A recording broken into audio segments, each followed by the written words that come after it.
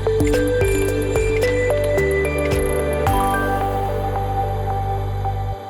పేరు రమాదేవి. నేను 25వ తారీఖు అడ్మిట్ అయ్యాను హాస్పిటల్లో, గవర్నమెంట్ హాస్పిటల్లో.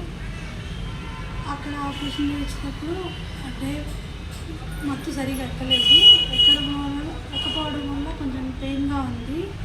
పెయిన్గా ఉండటంలో అది కత్తెర కుచ్చుకుంది. నేను గట్టిగా కేకలేసాను. కేకలేస్తే వాళ్ళు అరవబాకమ్మ అని ఒక చిన్నగా చంపేసి కొట్టారు. ఎవరమ్మ కొట్టింది? ఆయా ఆంటీ కొట్టింది చంపేసి.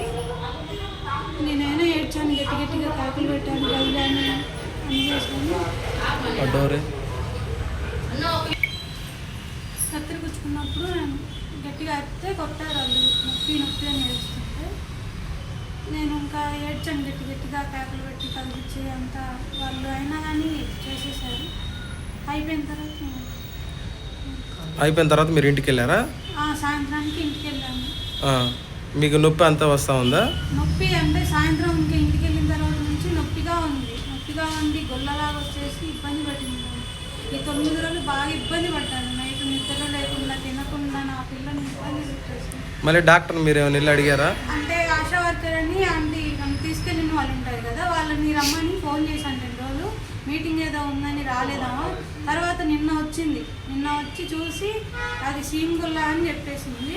వెళ్ళారు వాళ్ళు. నేను సాయంత్రం మళ్ళీ మా అమ్మ వాళ్ళు ఏదో కట్టకి ఆకు ఉంటుందని అది కట్టారు. దానివల్ల అది బయటపడింది. ఈరోజు దానికి బాగా పెయిన్ వచ్చేసి ఎక్స్రే తీపిస్తేనేమో ఇప్పుడు అది లేదు. అది వచ్చేది. మీరు ఆపరేషన్కి మిమ్మల్ని డబ్బులు అడిగారా? 2000 అడిగారు. ఎవరు అడిగారు? మామూలుగా ఆంటీ. అంటే ఇప్పుడు ఆ 2000 ఇస్తే చేశారు. చేసిన తర్వాత మళ్ళీ తీసుకురావడానికి రూమ్ దగ్గరికి 500 తీసుకున్నారు. ఎవరు తీసుకున్నారు? హాస్పిటల్ వాళ్ళు తీసుకున్నారు. మిస్టేక్ అయితే మేము పెద్ద ఆపరేషన్ చేయించుకున్నాం, మాకు కాలేదా మరి? వాడికి 3 చేయించుకున్నాం మేము కూడా ఆపరేషన్లో. డాక్టర్లు ఇప్పుడు ఏమంటున్నారమ్మా? మిస్టేక్ అయింది అంటున్నారు. ఇప్పుడు మళ్ళీ ఆపరేషన్ చేస్తామంటున్నారు. అది ఆపరేషన్ కాదు, ముళ్ళు లాగా తెస్తాము, ముళ్ళే అది అని మాట్లాడుతున్నారు. ఎక్స్రే ఎవరు తీశారు? ఎక్స్రే బయట తెప్పించాం. చేసేటప్పుడు గుచ్చుకుందంటండి. గుచ్చుకున్నప్పుడు కొట్టారంట. గుచ్చుకుందని చూస్తే ఆమె మాట వినకుండా చంపలేని కొట్టారంట.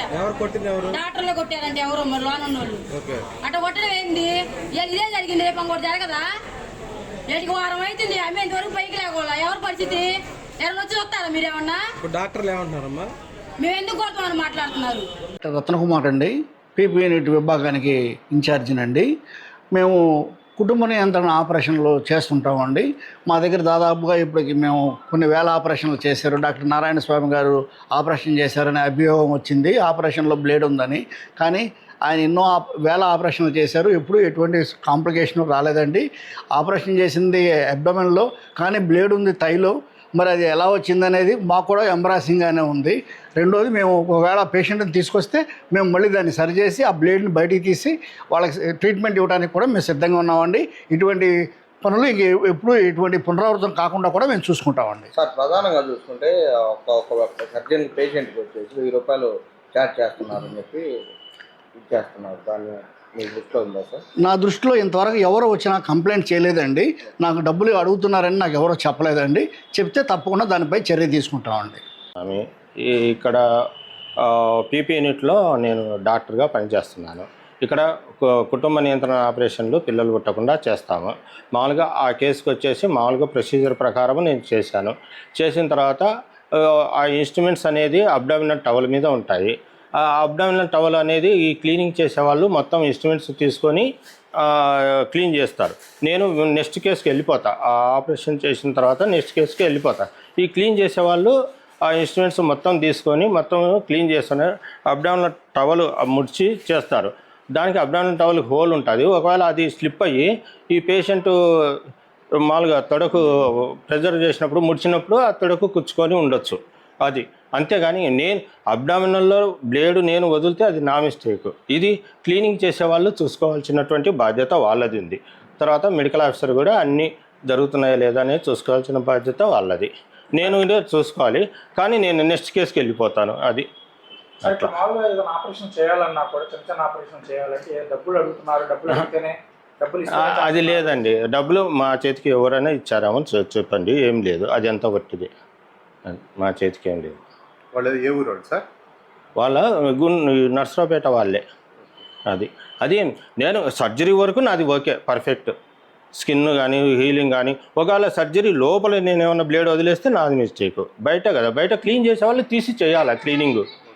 అది చరిత్ర సృష్టించినోడు ఇప్పుడు ఆ చరిత్రని తిరగరాయబోతున్నాడు. అబద్ధాల గోడల్ని బద్దలు కొట్టి నిజాలను రాగా మీ ముందుంచబోతున్నాడు. నిజమైన వార్తల కోసం వెంటనే డౌన్లోడ్ చేసుకోండి రా యాప్ని.